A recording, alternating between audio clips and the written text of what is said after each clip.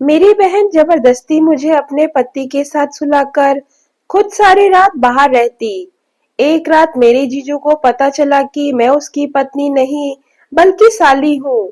फिर मेरे जीजू ने मेरे साथ ऐसा काम किया जिसे सुनकर आपके होश उड़ जाएंगे, क्योंकि रात को मैं गहरी नींद में थी कि मुझे महसूस हुआ कि कोई मुझे जगाने की कोशिश कर रहा है। मैंने धीमे धीमे आंखें खोलकर देखा तो मेरे बेड के पास मेरी बहन खड़ी थी। मैं फौरन उठकर बैठ गई। पहले दिमाग में ख्याल आया कि जीजू को कुछ हो तो नहीं गया जो वह मुझे इस वक्त जगाने आई है। पर जैसे ही मैंने उससे पूछा क्या हुआ, तो वो फौरन मुंह पर हाथ रखकर मुझे चुप रहने का इशारा करते हुए कहने लगी, यहाँ से उठो।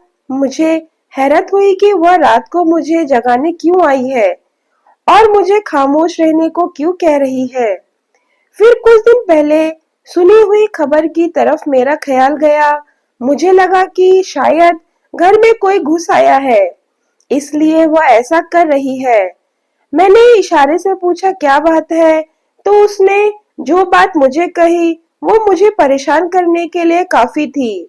मेरी बहन चाहती थी कि मैं उसके कमरे में जाकर उसके पति के साथ बेड पर उसकी जगह सो जाऊं।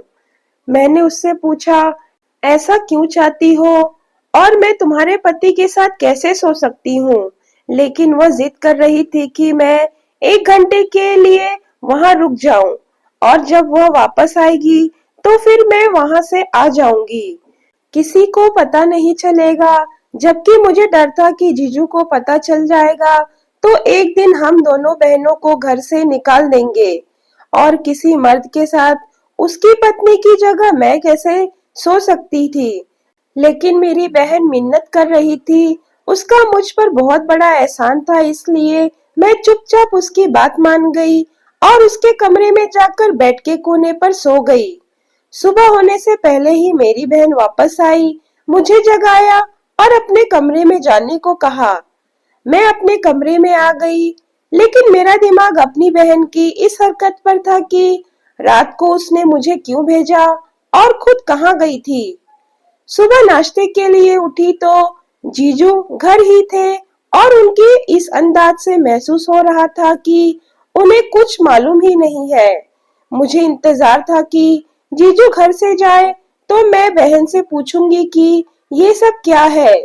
जीजू के जाने के बाद जब मैंने दीदी से सवाल किया, यह क्या मसला है और तुम रात को कहाँ गई थी, तो वह मेरे सवाल पर रुकने लगी। उसने कहा, मैं तो रात को अपनी दोस्त के साथ हॉस्पिटल में थी। उसकी बात ने मुझे हैरान कर दिया। अगर वह किसी दोस्त के साथ हॉस्पिटल गई थी तो यह तो अच्छी बात है और जीजू को बताकर भी जा सकती थी। यही बात मैंने अपनी बहन से कही तो कहने लगी, मेरी उस दोस्त को तुम्हारे जीजू पसंद नहीं करते क्योंकि वह लड़की अकेली रहती है और उसकी शादी भी नहीं हुई है। सबको लगता है कि जो लड़कियां अकेली रहती हैं वे बदचलन होती हैं। हालांकि ऐसा नहीं है, लेकिन यह भी बाकी मर्दों की तरह उसे बदचलन समझते हैं। मैंने जब पूछा उसके साथ आखिर ऐसा क्या हुआ था कि रात को हॉस्पिटल जाना पड़ा, तो मेरी बहन इस बात को टाल गई और मेरा धन्यवाद करने लगी। रात को तुमने मुझे बचा लिया, मैं भी इस बात को भूल गई। चलो, एक अच्छा ही काम किया था। लेकिन कुछ दिन गुजरे तो फिर ऐसा ही एक रात मेरी बहन मुझे जगाने आ गई और मुझे अपने कमरे में जाकर फिर से सोने को कहा। मैंने पूछा, फिर उस दोस्त के साथ जा रही हो? तो उसने कहा, हाँ। मैंने पूछा कि किस हॉस्पिटल में जा रही हो, क्यों जा रही हो, ताकि मुझे कुछ मालूम हो। लेकिन मेरी बहन ने मुझे कुछ नहीं बताया, मुझे अपने कमरे में भेजकर घर से निकल गई और मुझे ऐसा महसूस हो रहा था कि जैसे कुछ गलत हो रहा है। यकीनन मेरी बहन कुछ गलत कर रही थी और रात को हॉस्पिटल जाने के बहाने से कहीं और जाती थी। मेरी बहन तकरीबन 4 घंटे बाद वापस आई और वह 4 घंटे मैंने जैसे सूली पर लटकते हुए गुजारे थे। जब भी जीजू करवट लेते मुझे लगता था कि अब मेरा राज खुल जाएगा, लेकिन खैर मैं दिल में पूरी तौर पर सोच लिया था कि अब मैं अपनी बहन की बात नहीं सुनूंगी और ऐसा कुछ हुआ तो जीजू को सारी बात बता दूंगी, क्योंकि उन्हें सब कुछ मालूम होना चाहिए। बहन ने मेरे हर सवाल को टाल दिया और इसी तरह चलता रहा। तकरीबन एक हफ्ते बाद फिर से मेरी बहन मेरे कमरे में मौजूद थी और आज रात फिर चाहती थी कि मैं उसके कमरे में जाकर सो जाऊं। मैंने सख्ती से इनकार कर दिया, यहाँ तक कि धमकी भी दी कि मैं जीजू को सब बता दूंगी। लेकिन उसने कहा, ठीक है, अगर तुम सब कुछ उन्हें बता दोगी तो मैं तुम्हें वापस भेज दूंगी। मैं यहाँ नहीं रखूंगी क्योंकि तुम्हें यहाँ कोई रहने भी नहीं देगा। मेरे भविष्य का सवाल था, इसलिए मैं ना चाहते हुए भी जाकर उनके कमरे में सो गई। मैं सोच रही थी कि ठीक है, अगर यह बात खुलेगी तो बात मुझ पर भी आएगी। मुझे क्या करना चाहिए? क्या अपने जीजू को बात बता देनी चाहिए या फिर खामोश रहना चाहिए? मैं चुपचाप लेटकर छत की तरफ देखते हुए यही सोच रही थी कि मुझे महसूस हुआ कि मेरे जीजू ने मेरी तरफ करवट ली है। मैं झट से आंखें बंद कर ली ताकि उन्हें महसूस हो कि मैं सो रही हूँ और करवट लेकर उनकी तरफ पीठ कर ली। लेकिन उन्हें शायद अंदाजा हो गया था कि मैं उनकी पत्नी नहीं हूँ बल्कि साली हूँ। इसलिए उन्होंने अपनी पत्नी से और मुझसे अपने ही तरीके से बदला ले लिया। मेरा नाम सीता है, हम दो ही बहनें हैं और हमारा घर एक छोटे से गांव में है। मेरी बड़ी बहन रिया की शादी एक शहर में हो गई थी और वह अपने पति के साथ शहर में रहती थी। मैंने जब मैट्रिक पास किया तो पास के कॉलेज में एडमिशन के लिए फॉर्म जमा करवा दिया, क्योंकि हमारे गांव की लड़कियां वहीं पढ़ने जाती थीं। लेकिन मेरी बहन ने जिद की कि वह मुझे बड़े शहर में एडमिशन करवाएगी और खुद ही मेरे सारे डॉक्यूमेंट्स ले गई और अपने शहर के कॉलेज में जमा करवा दिए। जब मेरा एडमिशन हो गया तो उसने खुद ही ऑफर किया कि मैं उसके घर में उसके पास रहूंगी। मेरी बहन ने अपने पति और अपने मम्मी पापा को कैसे तैसे राजी किया, मुझे नहीं मालूम। मैं खुश थी कि मुझे एक कॉलेज में पढ़ने को मिलेगा और गांव छोड़कर शहर में आ गई। मुझे यहाँ आए अभी ज्यादा दिन नहीं हुए थे, लेकिन हर काम में मेरी बहन मेरा साथ देती थी। जिस तरह का फैशन चला था उसी तरह के कपड़े लाकर देती थी। अच्छा बैग, घर का सारा काम मेरी बहन करती थी और इसी तरह के बहुत से एहसान मुझ पर दीदी के बन गए थे। और वैसे भी वह मेरी बड़ी बहन थी, मैं उसकी हर बात माना करती थी। सब कुछ बिल्कुल ठीक चल रहा था जब पहली बार कॉलेज में छुट्टी हुई और मैं बहुत खुश थी कि वापस अपने गांव जाऊंगी और अपने दोस्तों से मिलूंगी। लेकिन मेरी बहन ने मुझे ज्यादा दिन गांव में रहने नहीं दिया। तुम शहर में ही रहो और अपनी पढ़ाई पर ध्यान दो। न जाने उसकी जबान में क्या मिठास थी कि मम्मी पापा भी हमेशा उसका ही साथ देते थे। मुझे लगता था कि वह मेरा बहुत ख्याल रखती है, इसलिए इतनी प्रभावित करती है, क्योंकि खुद उसने छोटे से ही कॉलेज में पढ़ा था और शायद वो ये चाहती थी कि उसकी बहन अच्छे से पढ़े और गांव में सबसे आगे रहे। मेरी बड़ी बहन के दिमाग में क्या चल रहा था ये मुझे नहीं मालूम। मेरी छुट्टियां अभी कुछ बाकी थी और मैं गांव से वापस आ गई। मेरे जीजू भी मुझे घर का एक हिस्सा ही समझते थे, इसलिए उन्हें भी मेरी आदत हो गई थी।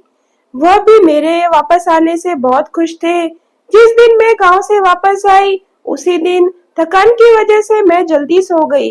जब आधी रात को मेरी बहन मेरे कमरे में आई, उसने चुपके से मुझे अपने कमरे में जाकर सोने को कहा और मेरे सवाल करने पर कहा, मेरी दोस्त हॉस्पिटल में है और उसे मेरी जरूरत है। तुम्हारे जीजू उसको पसंद नहीं करते, तुम जाकर सो जाओ ताकि उन्हें मालूम ना हो सके।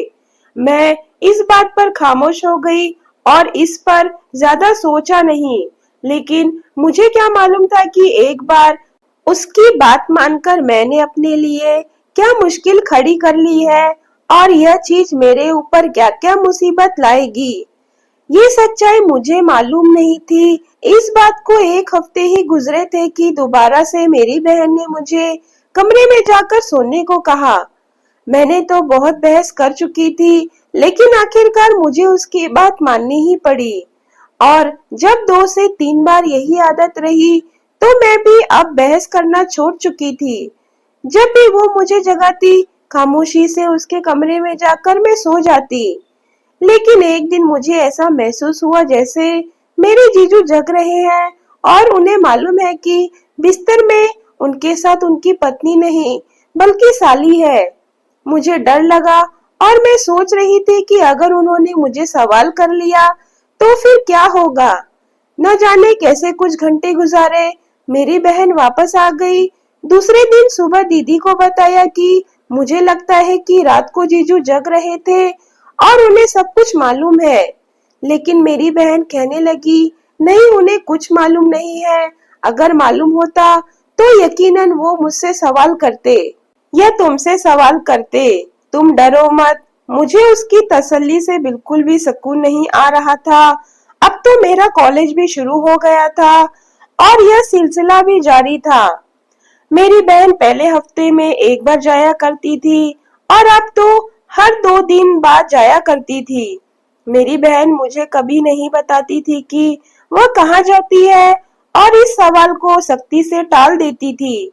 और हैरत की बात यह थी कि वह जिस दोस्त का नाम बताती थी, उस दोस्त को आज तक मैंने कभी देखा ही नहीं था। न कभी वह हमारे घर आई थी और न ही मेरी बहन कभी दिन की रोशनी में उससे मिलने गई थी। मुझे तो शक हो रहा था और मुझे 100% यकीन था कि जो कुछ वह कर रही है मेरे जीजू जानते हैं, लेकिन वह कुछ नहीं बता रही थी। मैंने सोच लिया कि इससे पहले कि बात खुल जाए, मुझे सारी हकीकत मालूम करनी होगी। इसलिए मैंने सारी प्लानिंग कर रखी थी। 2 दिन हो गए थे और अब बहन ने मुझे रात को अपने कमरे में जाने को नहीं कहा था, इसलिए यकीन था कि आज की रात वह जरूर जाएगी।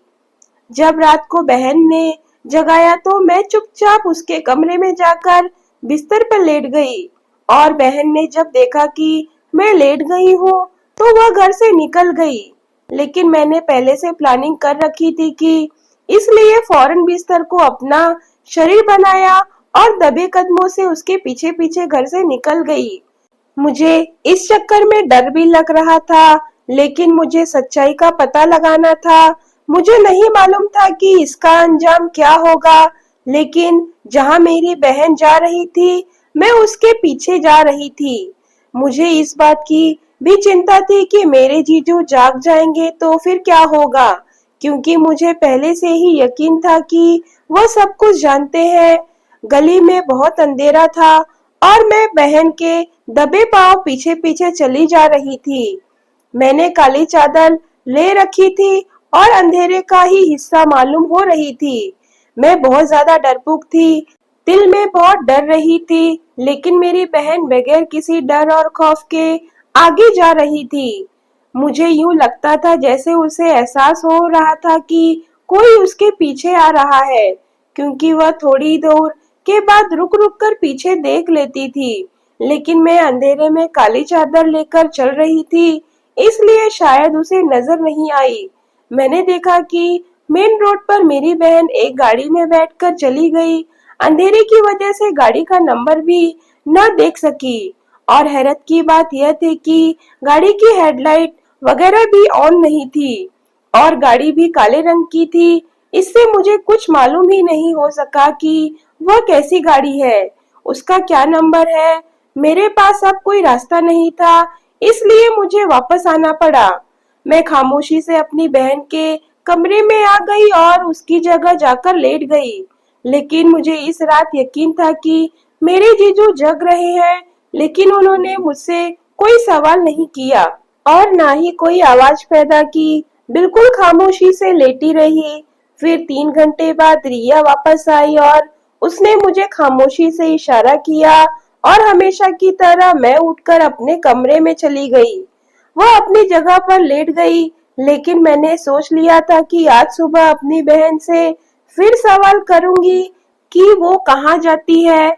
अगर उसने मुझे कुछ ना बताया तो सच सच सारी बातें अपने जीजू को बता दूंगी, क्योंकि मैं इस खेल का हिस्सा बन नहीं सकती और न ही बनना चाहती थी। मुझे अपनी बहन पर हैरत हो रही थी कि वह कैसे यह सब कुछ कर सकती है, क्योंकि मुझे यकीन था कि वह गलत रास्ते पर चल रही है और उसकी ऐसी कोई दोस्त नहीं है। शायद वह किसी लड़के के साथ जाती है। और अब मैं अपनी बहन के मामलों में बहुत गौर कर रही थी, तो मुझे अंदाजा हुआ कि मेरे जीजू की सैलरी इतनी ज्यादा नहीं है, तो फिर मेरी बहन रोज रंग बिरंगे सूट कहाँ से ले आती है और मुझे भी पॉकेट खर्चा कहाँ से देती है। ये सारे पैसे उसके पास कहाँ से आते हैं। जैसे जैसे मैं सोचती जा रही थी, मुझे हर कहानी में शक नजर आ रहा था। कुछ तो गलत हो रहा था और इसी बात ने मुझे बहुत ज्यादा परेशान कर दिया था, क्योंकि अगर ये बात खुल जाती है तो मेरा भविष्य भी खराब होगा और साथ में बहुत ज्यादा बदनामी भी होगी। और आखिर वह यह सब क्यों कर रही है। उसकी एक ही ख्वाहिश थी कि उसकी शादी शहर में हो, और उसकी ख्वाहिश पूरी हो चुकी थी शादी की। तो फिर क्यों धोखा दे रही है अपने पति के साथ, ऐसा क्यों कर रही है।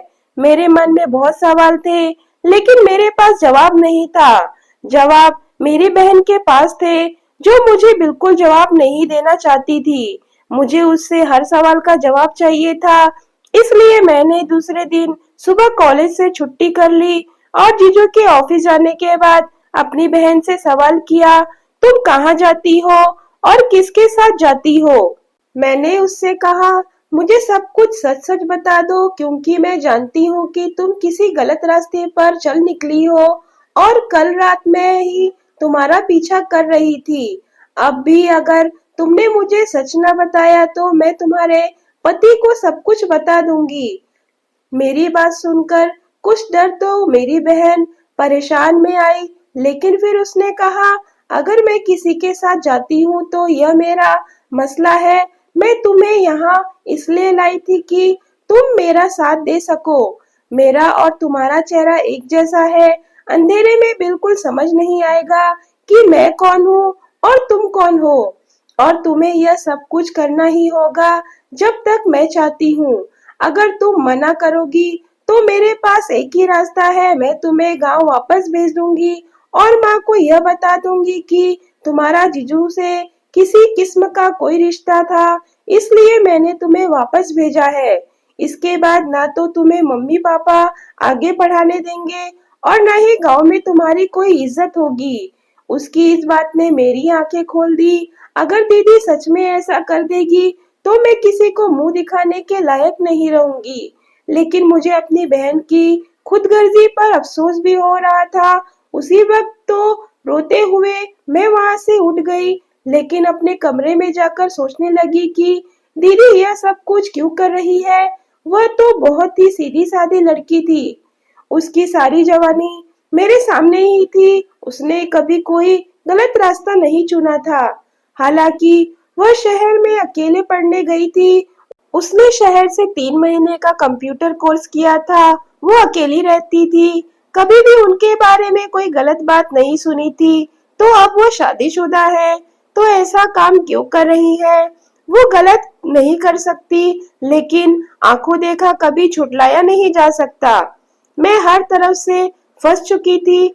अगर किसी को कुछ बताती तो मेरी बेइज्जती होती, और अगर ना बताती तो मुझे अपनी बहन के इशारों पर नाचना था और उसकी कठपुतली बनकर रहना था। इसलिए हर रास्ता बंद हो चुका था। पढ़ाई अधूरी छोड़कर गांव जाती तो भी सब सवाल करते, और अगर किसी से कुछ बताती तो बहन की धमकी सामने थी। इसलिए मुझे खामोशी से वही करना था जो वह कह रही थी। हालांकि इस काम में मेरी रजामंदी नहीं थी, और उधर मेरे जीजू के रंग बदलते जा रहे थे, जो मेरे लिए बहुत ज्यादा परेशानी की बात थी। वो बहन के सामने तो बिल्कुल नॉर्मल रहते थे, लेकिन जैसे ही बहन आगे पीछे होती तो मुझे इशारों में बातें करने लगते। जैसे वो जानते हो कि मैं रात को उनके पास सोई हूँ। ये बात मेरे लिए और ज्यादा मुसीबत थी। मैं पढ़ाई छोड़कर हॉस्टल में नहीं रह सकती थी। मैंने सोचा था कि माँ या पापा से, नहीं तो जीजू से यह बात जरूर कर लूंगी, लेकिन अब उनकी मीठी मीठी बातों की वजह से मैं उनसे भी खींची हुई रहती थी। अब मेरे लिए कोई रास्ता नहीं था सिवाय भगवान के। मैं रो रो कर भगवान से प्रार्थना कर रही थी कि वे मेरी बहन को सही रास्ता दिखा दे या मुझे इन सब से निकलने का कोई रास्ता बता दे। एक बार बहन की अलमारी से कोई चीज ढूंढ रही थी कि मैंने आंखों से एक चीज देखी। पीछे के साइड कुछ छुपाया गया था और जब मैंने वो खोलकर देखा तो मैं हैरान में रह गई। उसमें लड़कियों की जीन्स और शर्ट पड़ी हुई थी। ऐसा कपड़ा तो हमारे यहाँ दूर दूर तक कभी किसी ने नहीं पहना था। मैंने अपनी बहन को भी पहने कभी नहीं देखा था। तो इसका मतलब यह है कि मेरा शक सही है। मेरी बहन गलत रास्ते पर चल रही है। दोस्तों से मिलने के लिए ऐसा कपड़ा पहनती है। इस चीज ने मुझे परेशान कर दिया और अपनी बहन से मुझे नफरत महसूस हुई। और जीजू का व्यवहार बदलते जा रहा था और बहन को भी नहीं बता सकती थी।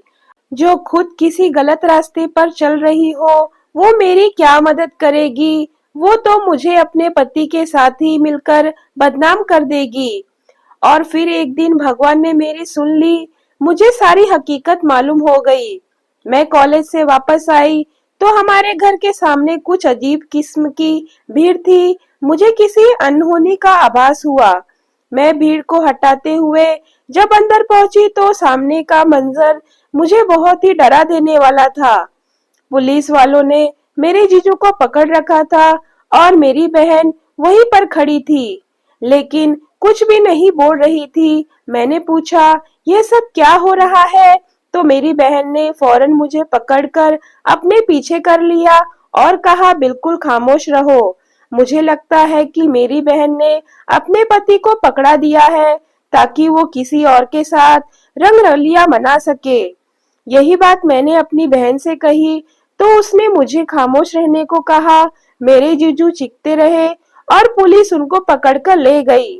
भीड़ हटने के बाद मैंने अपनी बहन पर गुस्सा होने लगी कि तुमने अपने पति को गिरफ्तार नहीं करवाना चाहिए था। उन्होंने क्या जुर्म किया है? अगर तुम्हें वह पसंद नहीं थे तो उनसे डिवोर्स ले सकती थी, लेकिन बेगुनाह को ऐसे पकड़वाना बिल्कुल भी अच्छी बात नहीं है। मेरी बहन ने कहा, वो बेगुनाह कैसे हैं? क्या वो तुम्हें तंग नहीं करते थे? इस बात पर मैं सिर झुकाकर रह गई। तो मेरी बहन ने कहा, तुम यहाँ बैठो, मैं तुम्हें बताती हूँ कि हकीकत क्या है। और फिर मेरी बहन ने मुझे जो हकीकत बताई वो मुझे हैरान करने के लिए काफी थी। उसने जो मुझे बताया यह उसकी जुबानी बता रही हूँ। शादी से पहले मैं शहर में 1 महीने का कोर्स करने आई थी। तुम्हें याद है? मैंने कहा, मुझे याद है। इस पर उसने मुझे बताया कि वो कोई कंप्यूटर कोर्स नहीं था, बल्कि उसने पुलिस फोर्स ज्वाइन कर ली थी और वह उसकी ट्रेनिंग लेने आई थी। घर में यह बात किसी को नहीं बताई। यह बात सिर्फ उसके और मेरे मम्मी पापा को ही मालूम थी। कुछ साल के बाद उसका रिश्ता आ गया और मम्मी पापा ने जिद करके मेरी बहन की शादी कर दी। मैं खुद भी शादी से बहुत खुश थी, लेकिन जब शादी के बाद उसने अपने पति से कहा कि वो पुलिस फोर्स ज्वाइन करना चाहती है, तो उन्होंने इससे सख्ती से मना कर दिया। उसने बिल्कुल नहीं बताया कि वो पहले से ही फोर्स ज्वाइन कर चुकी है। लेकिन जब उसने ज्वाइन किया था, तो उसकी हेड ने उससे कहा कि वो रिजाइन न करे, बल्कि वो डेली ना आए, लेकिन पुलिस के जो छुपे हुए मिशन है उनमें वह मदद कर दिया करे। इस पर उसने हामी भर ली। ऐसा लग रहा था कि घर की मजबूरी की वजह से उसका पति मना कर रहा है। एक बार एक छुपी हुई गैंग के खिलाफ उन्हें सबूत ढूंढना था और उसने पति को बताए बिना ही काम करना शुरू कर दिया। लेकिन जब गैंग के बारे में मालूम किया गया तो उसका पति भी इसी गैंग का एक हिस्सा था और इसलिए पुलिस फोर्स ज्वाइन करने से मना कर रहा था। इसलिए उसने एक जुआ खेलने का फैसला किया और मुझे इस्तेमाल करके जो रातों को उठकर भाग जाती थी, तो वह अपने काम की वजह से जाती थी। उसे मालूम था कि उसका पति सब कुछ जानता था, जो हमेशा समय लगाता था कि मेरे जीजू जानते हैं। वह हमेशा से जानते थे कि मैं कहाँ चली जाती हूँ। मसला यह था कि उसकी नीयत तुम पर खराब हो चुकी थी।